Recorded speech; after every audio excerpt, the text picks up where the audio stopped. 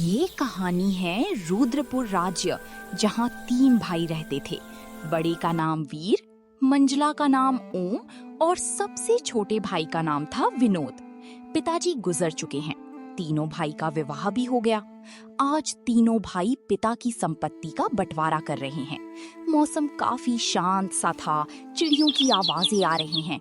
तीनों एक पेड़ के पास खड़े हैं। हाँ, देखो भाई, मैं सबसे बड़ा हूँ, इसीलिए मैं बंटवारे का काम करूंगा। बोलो, तुम लोगों को मंजूर है? जी भैया, मैं तो मंझला हूँ। आप जो बोलोगे मुझे स्वीकार है, मुझे कोई परेशानी नहीं है। भैया, आप दोनों तो मेरे बड़े भैया हो, मैं तो सबसे छोटा हूँ। आप लोग जो फैसला करोगे मैं उसे स्वीकार कर लूंगा। पिता के जाने के बाद आप दोनों को मैं पिता स्वरूप मानता हूँ, इसलिए आप जो बोलेंगे मुझे मंजूर रहेगा। अच्छा, तो फिर ठीक है। सबसे पहले हम ये खेतों का बंटवारा करते हैं। देखो भाई, हमारे पास 2 खेत हैं और 1 मेड़ है। हम लोग 3 भाई हैं, इसलिए 2 खेत में से एक मैं और एक ओम का होगा और बचा मेड़ छोटा भाई यानी कि विनोद का होगा। अरे वाह, बहुत अच्छा निर्णय है भैया, मुझे मंजूर है। आपका फैसला। कहो विंदो, तुम तो चुप हो गए। क्या तुम्हें मंजूर नहीं? कोई परेशानी है तो बताओ। नहीं नहीं भैया, आप जो कहेंगे वो मुझे मंजूर है। आपने जो फैसला किया है सही ही होगा। अच्छा, तो ठीक है। अब बारी आती है हमारे पिताजी द्वारा लगाए गए सेब के पेड़ का। चलो, अब सेब के पेड़ के पास चलते हैं। अब तीनों भाई साहब पेड़ के पास आते हैं। तीनों पेड़ के पास गए। सेब की पेड़ में 2 डाली है। दोनों डालियों में सेब के फल लदे हुए हैं। देखने में काफी सुंदर लग रहे थे। देखो भाई, ये है सेब का पेड़। अब इसका बंटवारा भी कर लेते हैं। देखो, इसमें 2 डाली है और 1 जड़ है। इन 2 डाली में से 1 डाली मेरा होगा और 1 ओम का होगा और जड़ विनोद का होगा। बहुत अच्छा भैया, ये फैसला भी मुझे मंजूर है। बहुत सही फैसला है आपका। भैया, आप लोग तो बड़े हो, मैं तो सबसे छोटा हूँ। मैं भला आप लोगों के बात को कैसे टाल सकता हूँ? मुझे भी मंजूर है भैया। बहुत अच्छे विनोद, चलो अब घर पे चलते हैं, वहां का बंटवारा करने। अब तीनों भाई घर के पास आते हैं। तीनों बाहर आंगन में खड़े थे। तभी वीर बोलता है, अब घर का बंटवारा भी होना है, तो फिर ठीक है। अब बारी आती है इस घर की। इस घर में 4 कमरे हैं और 1 छत है। 2 कमरा मेरा होगा और 2 कमरा ओम का, और जो खप्पर का छत बच जाएगा वो विनोद का होगा। वीर के इस फैसले से विनोद काफी दुखी हो जाता है। फिर भी बड़े भाई का फैसला मानकर वो कुछ नहीं कहता है। इस तरह घर का बंटवारा भी पूरा हो जाता है। अरे भैया, सब कुछ तो ठीक है, लेकिन आप एक बहुत ही जरूरी बात भूल रहे हो शायद। अरे ओम, वो क्या जरूरी चीज है जो मैं भूल गया हूँ? सब तो हो गया, लेकिन फिर भी क्या तुम मुझे याद दिला सकते हो कि आखिर बाकी क्या बच गया है? भैया, पिताजी ने हम तीनों भाइयों के लिए कुछ रुपए पैसे भी तो छोड़ गए हैं। आप उसे कैसे भूल सकते हो? अरे हाँ, याद आया। जरा रुको, मैं अभी लेके आता हूँ। बड़ा भाई वीर घर के अंदर से एक मटका लेकर आता है, जिसमें कई सिक्के भरे थे और उनमें से कुछ पुराने जमाने के सिक्के भी थे। देखो भाइयों, इसमें से 2 प्रकार के सिक्के हैं। एक जो अभी वर्तमान में चल रहे हैं, वहीं दूसरा जो हमारे दादा के दादा जमाने के हैं, यानी कि बहुत पुराने जमाने के सिक्के हैं, जो कि कुछ अजीब धातुओं के साथ बनाया गया है। तो फिर हमें जो पैसे अभी चल सकते हैं उनको ले लेते हैं, और जो बाकी के बच जाएंगे वो हम विनोद को दे देते हैं। इस तरह दोनों भाई रुपए पैसे को भी ले जाते हैं और विनोद कुछ नहीं बोल पाता। देखो विनोद, पुराने जमाने के सिक्के में सिर्फ 4 ही सिक्के बचे हुए हैं। तुम चाहे तो इन 4 सिक्कों को ले जा सकते हो। और बहुत ही पुराने जमाने के 4 सिक्के विनोद को देते हैं। भैया, आप दोनों तो सारे रुपए पैसे ले लिए। अगर मेरे तकदीर में ये सिर्फ 4 रुपए ही लिखा है तो मैं उसे स्वीकार करता हूँ। विनोद अपने हिस्से के 4 सिक्कों को लेकर घर के अंदर जा ही रहा था कि तभी बड़ा भाई रोककर कहता है, अरे विनोद, तू पगला गया है क्या? तूने सुना नहीं? बंटवारा हो गया है। अब इस घर में हम रहेंगे। तुम्हारा हिस्सा तो छत में है। तुमको तो बंटवारा छत में दिया गया है। अब तुम उस खप्पड़ छत में जाके रह सकते हो। इस घर के अंदर अब तुम नहीं रह सकते। अब ये घर हम दोनों का हुआ। भैया, आप ये कैसी बातें कर रहे हो? मैं कहाँ जाऊंगा? मेरा तो अभी अभी शादी हुआ है। मैं कहाँ रहूंगा भैया? अरे भाई, ये तो तुम्हें पहले सोचना था ना, जब बंटवारा चल रहा था। तुम्हारी सहमति से ही सब हुआ है ना, अब कुछ नहीं हो सकता। दोनों भाई ने विनोद और उसकी पत्नी को घर से धक्के मारकर बाहर कर दिया। दोस्तों, आप लोग वीडियो तो एंजॉय करते हो, पर सब्सक्राइब बटन से दुश्मनी क्यों? इस मंथ हमें 1K सब्सक्राइबर्स टच करने हैं, तो प्लीज सपोर्ट दिखाओ। चैनल को सब्सक्राइब करें और कमेंट में अपना फेवरेट टॉपिक लिखें, ताकि अगली स्टोरी हम आपकी पसंद की ला सकें। उन दोनों पति पत्नी ने गांव के आखिरी छोर पर अपना ठिकाना बना लिया। वहां जहां बस्ती खत्म होती थी और खुले खेत शुरू होते थे, उन्होंने अपने हाथों से एक छोटी सी मिट्टी की कुटिया खड़ी की। आखिर हमारी किस खता की सजा हमें मिल रही है? जो कुछ भी थोड़ा बहुत हमारे पास था, वो भी एक पल में मिट्टी में मिल गया। अब तो हम कहीं के भी नहीं रहे, ना घर का ठिकाना बचा है, ना घाट का कोई आसरा। चारों तरफ बस अंधेरा ही अंधेरा नजर आ रहा है। इन हालातों में भला कैसे कटेगा ये लंबा सफर, और कैसे चलेगा हमारा ये जीवन? आगे का रास्ता तो अब बिल्कुल भी सुझाई नहीं दे रहा। वो दोनों मेरे सगे बड़े भाई थे, जिन्होंने मुझे उंगली पकड़कर चलना सिखाया। अब तुम ही बताओ भला, उनकी आंखों में आंखें डालकर मैं उनसे कैसे कोई सवाल जवाब करता? उनके सामने अपनी जुबान खोलना तो दूर, मेरा उनके फैसलों पर शक करना भी मेरे लिए पाप के बराबर था। आखिर किस हक से मैं उनकी बातों को काटता या उनसे उनके किए का हिसाब मांगता?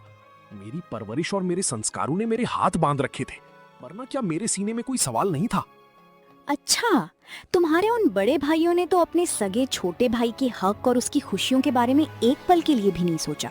उन्होंने तो अपनी आंखों पर लालच की पट्टी बांधकर सब कुछ खुद ही रख लिया और तुम्हें बेसहारा छोड़ दिया।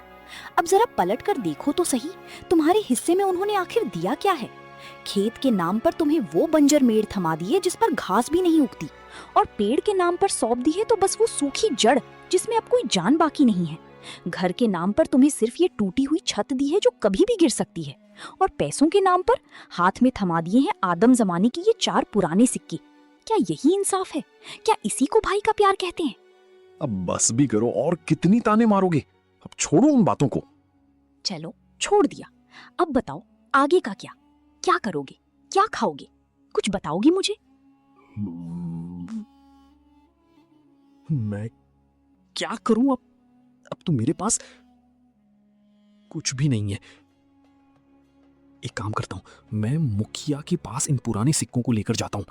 शायद इन सिक्कों के बदले मुझे कुछ नया सिक्का मिल जाए। विनोद बड़ी उम्मीदें और अपनी टूटी हुई आस को समेटकर उन 4 पुराने सिक्कों को लेकर मुखिया के पास जाता है। उसका मन बहुत भारी था, मानो सीने पर कोई बड़ा पत्थर रखा हो। अरे विनोद, तुम यहाँ इस वक्त? बड़े हैरान लग रहे हो। बताओ आखिर आज इधर कैसे आना हुआ? कहो, क्या काम है और मैं तुम्हारी क्या मदद कर सकता हूँ? क्या कोई खास परेशानी आन पड़ी है जो तुम इतने भारी मन से यहाँ आए हो? मुखिया जी, मेरे पास कुछ पुराने सिक्के हैं, क्या उनके बदले में मुझे वर्तमान की कुछ सिक्के मिल सकती हैं क्या? मुझे पैसों की बहुत जरूरत है अभी। अरे विनोद, ये सिक्के बेकार हैं, अब ये चलन में नहीं रहा। भला तुम्हें इन सिक्कों के बदले कौन पैसे देगा? सच में तुम बहुत भोला हो। अब मैं क्या करूं? मुझे तो आगे का कोई रास्ता ही नजर नहीं आ रहा। हे भगवान, मैं तो पूरी तरह से बर्बाद हो गया। जीते जी मेरी तो दुनिया ही उजड़ गई। जिन पर सबसे ज्यादा भरोसा किया था, उन्होंने ही मुझे कहीं का नहीं छोड़ा। मेरा तो सब कुछ लुट गया। मेरा घर, मेरा मान सम्मान और मेरे हक की वो सारी चीजें जो मेरी अपनी थी। अब इस खाली हाथ और खाली जेब के साथ मैं कहां जाऊं? अब देखो विनोद, मैंने भी तुम तीनों भाइयों के बंटवारे की बात सुनी है। सुनकर बहुत बुरा लगा। दोनों भाइयों ने तो सब कुछ ले लिया और बदले में तुम्हें कुछ नहीं दिया। ऊपर से उन निर्दयी भाइयों ने तुम्हें घर से भगा भी दिया। हे भगवान, ऐसा भाई तो दुश्मनों को भी ना मिले। मैं क्या करूं मुखिया जी? लगता है मेरी तकदीर में कुछ नहीं है। मेरा मर जाना ही ठीक है। तुम्हारी दुख मुझे देखा नहीं जाता। विनोद, पता नहीं क्यों, वैसे तो मैं किसी के ऊपर दया नहीं करता, फिर भी तुम्हारा दुख देखकर मेरे जैसे कठोर दिल भी आज पिघल गया। करो विनोद, कल से तुम और तुम्हारी पत्नी मेरे खेतों पर काम करो। मैं जितना मजदूरी दूसरे मजदूरों को देता हूं उससे ज्यादा मजदूरी मैं तुम दोनों को दूंगा। वैसे भी तुम्हारे पास अभी कोई काम नहीं है। हाँ मुखिया जी, मैं आपके यहां काम करूंगा, मेरी पत्नी भी काम करेगी। मैं आपका ये एहसान कभी नहीं भूलूंगा। और ये 4 रुपए अपने पास रखो, क्या पता यही तुम्हारी किस्मत बदल दे। कल समय पर आ जाना।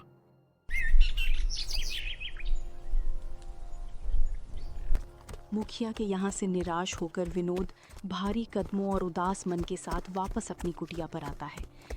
उसकी पत्नी कब से दरवाजे पर टकटकी लगाए उसका रास्ता देख रही थी, जैसे उसकी आंखों में उम्मीद की कोई आखिरी किरण बाकी हो। विनोद को ढीले कदमों से आते देख उसका दिल बैठ गया। विनोद ने सारी बात अपनी पत्नी को बतलाई कि मुखिया ने हमें काम पे रखना है और उन सिक्कों के बदले हमें कुछ नहीं मिल सकता। अब यही दिन देखना बाकी रह गया था कि अपना सब कुछ होते हुए भी हमें दर दर की ठोकरें खानी पड़ रही हैं। कल तक जो हमारे आगे हाथ जोड़ते थे, आज हम उनके टुकड़ों पर पलने को मजबूर हो गए हैं। हाय रे मेरी फूटी किस्मत, तूने हमें राजा से रंक बना दिया और ऐसे मोड़ पर लाकर खड़ा कर दिया जहां अपनी मेहनत की जमीन भी पराई हो गई।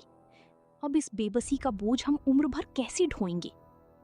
अब देखो, तुम इस तरह हार मत मानो और ज्यादा चिंता करना छोड़ दो, क्योंकि अब परेशान होने से कुछ हासिल नहीं होने वाला। हमारी किस्मत चाहे कितनी भी खराब हो, लेकिन मेहनत के रास्ते अभी बंद नहीं हुए। तसल्ली रखो कि हमें काम मिल गया है और अब हाथ पर हाथ धरकर बैठने की जरूरत नहीं है। हमें कल सुबह से ही काम पर जाना है, इसलिए अब सारी कड़वाहट और दुख को पीछे छोड़कर हमें नई शुरुआत करनी होगी। आखिर जब तक शरीर में जान है और हाथों में हिम्मत, तब तक हम हार कैसे मान सकते हैं। तुम बस खुद को संभालो, कल से हमारा नया संघर्ष शुरू होगा। अगली सुबह वो दोनों सारा दिन खेतों में काम करते हैं। इस तरह दिन गुजरता गया और अब मुखिया के खेतों पर काम करने लगे। रोजी रोटी का एक जरिया उन्हें मिल गया। खेतों पर फसल लहलहाने लगी और वहीं दूसरी तरफ भाई इस साल तो बहुत ज्यादा फसल हुआ है, इस साल बहुत आमदनी होगा। बिल्कुल सही कहा तूने। अभी तो इनको बेच के जो मुनाफा होगा ना, बस उसका इंतजार है। अब चलो, अब घर चलते हैं, कल सुबह फिर आएंगे। प्रिया, जरा आसमान की तरफ देखो, सूरज देव सिर पर आ गए हैं। सुबह कब गुजरी और कब दोपहर हो गई कुछ पता ही नहीं चला। खाने का वक्त आ गया है, चलो कुछ खा लेते हैं। वैसे आज खाने में क्या है? अरे हाँ हाँ, क्यों नहीं, महाराज के खाने का वक्त जो हो गया है। ये लो, घर में जो भी रूखा सूखा था सब ले आई हूँ तुम्हारे लिए। अब और मुझसे कुछ उम्मीद मत रखना। जाओ, बैठकर आराम से ठूसो इसे और अपनी भूख मिटाओ। मुझे और भी बहुत काम है। थके हारे विनोद और प्रिया दोनों खेत के एक किनारे में बैठकर खाना खाने लगते हैं। अरे क्या हुआ, तुम अचानक खाना क्यों बंद कर दी? किस बात के लिए चिंता में हो? नहीं नहीं, कुछ नहीं, मैं तो बस ऐसे ही कुछ सोच रही थी। क्यों हुआ, बताओ भी, क्या बात है? बोलो, ऐसे परेशान होने से कुछ नहीं होगा ना। देखो ना, हम कितना काम करते हैं सुबह से लेकर शाम तक। ऐसा कब तक चलेगा? क्या तुम्हें नहीं लगता कि हमारा कोई संतान भी हो जो बुढ़ापे में हमारा सहारा हो? हाँ, कई बार मैं भी यही सोचता हूँ, पर क्या करें, ये सब हमारे हाथ में नहीं, ये तो ऊपर वालों के हाथ में है। पता नहीं किस जन्म की सजा भुगत रही हूँ। भगवान ने तो हमसे मुंह मोड़ लिया है। बेघर होकर हम भटक रहे हैं। हमारे भाग्य में कुछ नहीं, ना कोई संतान, ना कोई जमीन जायदाद। हाँ प्रिया, अब तो भगवान पर भी भरोसा उठने लगा है। आखिर कब तक हम लोग ऐसी जिंदगी गुजारेंगे अपनी? विनोद और प्रिया दोनों खेतों पर काम करने के बाद अपना कुटिया पर चले जाते हैं। सुनिए विनोद जी, ये फावड़ा उठाओ और मेरे साथ चलो। पर कहाँ? तुम फावड़ा लेकर कहाँ जाने की बातें कर रही हो? ज्यादा सवाल जवाब नहीं, मेरे साथ चलो, आज कुछ जरूरी काम करनी है। क्या? कोई जरूरी काम, वो भी इस वक्त रात को? हाँ जी, आज हम वो काम करने जा रहे हैं जिसे आपको पहले ही कर लेना चाहिए था। अब चलो जल्दी, समय खराब मत करो। प्रिया के कहने पर भोला फावड़ा उठाता है। दोनों पति पत्नी अपने उस खेत के मेड़ पर आते हैं जो उन्हें बंटवारे पर मिला था। ये तो हमारा मेड़ है और वहां पर जो फसल लगी है, जहाँ पानी भरा हुआ है, वो तो मेरे दोनों बड़े भाइयों का खेत है और हम जहाँ खड़े हैं यही हमारा मेड़ है। इसीलिए तो मैं तुमको यहाँ लेकर आई हूँ बुद्धू। और सुनो, आप इस मेड को अभी के अभी तोड़ दो। ये क्या कह रही हो तुम? इससे तो मेरे दोनों भाइयों की पूरी फसल बर्बाद हो जाएगा। बिना मेड के भला खेती कैसे हो सकता है? ये समस्या तुम्हारे भाइयों का है, तुम्हारा नहीं। हमारा मेड हमारी मर्जी, तोड़ें या रखें। अरे वाह प्रिया वाह, मुझे पता नहीं था, तुम तो बड़ी होशियार हो। अब मुझे समझ में आ गया। इस तरह प्रिया और विनोद ने खेत के सारे मेड़ को तोड़ दिया, जिससे खेतों से पानी बह गया और फसल बर्बाद हो गया। अगली सुबह जब दोनों भाई खेत पर पहुंचते हैं, हे भगवान, ये क्या हो गया? हमारे सभी फसल तो बर्बाद हो गया। कितनी अच्छी फसल लगी थी। सोचा था इस साल सोने के गहने लूंगा, पर सपना सपना ही रह गया। अरे भाई, हम दोनों तो बर्बाद हो गए रे। कितनी अच्छी फसल लगी थी, अब ये ज्यादा पानी लगने के कारण सब खराब हो गया। भला फसल कैसे होगी? अरे भैया, वो देखो, खेत का मेड़ को किसी ने तोड़ दिया है। जब मेड़ ही नहीं है तो खेत में पानी कहाँ रहेगा और हम सिंचाई कैसे करेंगे? जरूर ये काम विनोद का होगा। जरूर उसने होशियारी की होगी। उसके सिवा ये कौन ही करने आएगा? दोनों उदास हुए घर को आते हैं। घर आकर अपनी पत्नियों को सारी कहानी बताने लगते हैं। ये क्या हो गया? देखो जी, मेरी बात सुनो। अगर फसल बर्बाद हो गया है तो कोई बात नहीं, हमारा सेब का पेड़ तो है। हाँ हाँ, तुमने बिल्कुल सही कहा, पर अभी सेब पकने को कम से कम 12 से 15 दिन और लगेगा। हाँ भैया, जब सेब पक जाएंगे तो हम उसे बाजार ले जाकर अच्छे पैसे कमा सकते हैं। बस कुछ दिन और इंतजार करना होगा। हाँ हाँ, तुम बिल्कुल ठीक कह रहे हो। अब यही एक रास्ता बचा है, वरना हम सब भूखे मर जाएंगे। अरे प्रिया, तुम तो कमाल कर दिया, मेड़ तोड़ दिया। अब उन लोगों को समझ आएगा कि उन्होंने क्या किया। जैसी करनी वैसी भरनी, ये उन्हीं के कर्मों का फल है। सुनो जी, आज रात हमें और एक काम करना है। अरे इस बार क्या करना है? हमने कर तो दिया जो करना चाहिए था, अब और क्या करेंगे बताओ? अरे तुम अब देखते जाओ, वो तुम्हें शाम होने के बाद ही बताऊंगी।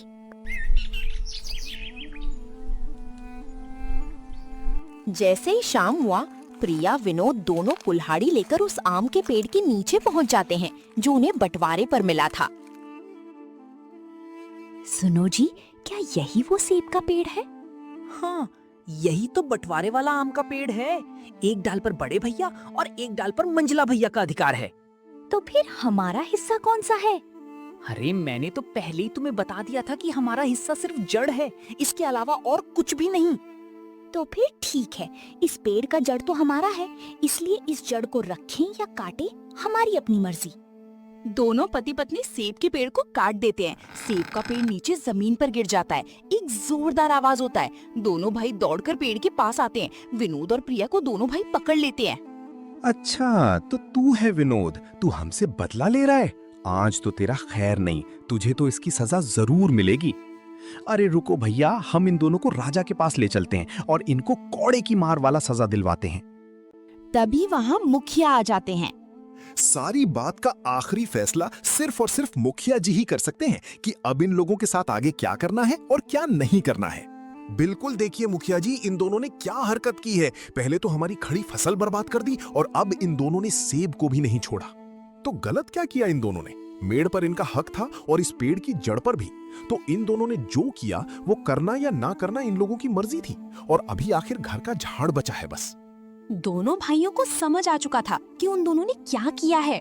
बड़े भाई ने तुरंत मुखिया से कहा, नहीं नहीं, ऐसा मत करो, हम समझ गए कि हमने गलत किया है। विनोद भाई, हमें माफ कर दो, हम तुम्हें तुम्हारा हक देने को तैयार हैं। अगर ये काम तुम लोग पहले करते तो अच्छा रहता, इतना सब नहीं होता। पर कोई बात नहीं, देर आए दुरुस्त आए। इसी तरह विनोद को उसका हक मिल जाता है। प्रिया के साहस और विनोद की नम्रता से वे दोनों जीत जाते हैं।